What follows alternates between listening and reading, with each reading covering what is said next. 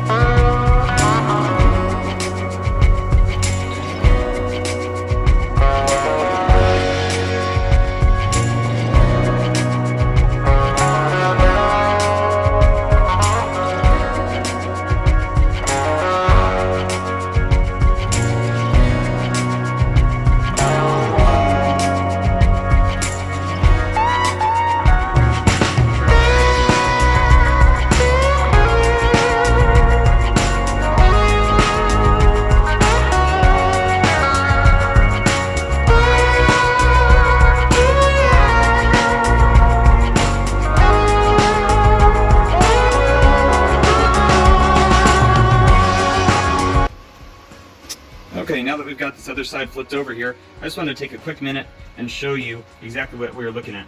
So basically, the spot we see here in these little holes, we're going to go ahead and fill these in just to keep any rainwater or anything else out, since this is an outdoor thing. But you'll notice how nice and smooth all these joints are because we're working on a flat surface, which I can't emphasize enough. I think we're looking really good. Let's go ahead and get the rest of this tacked up.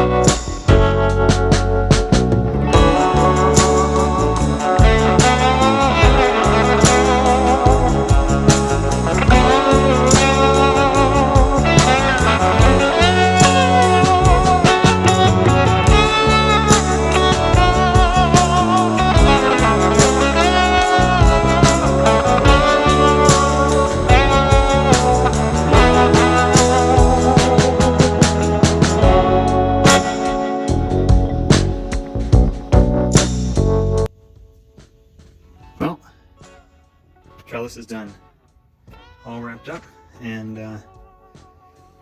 man, I can't tell you.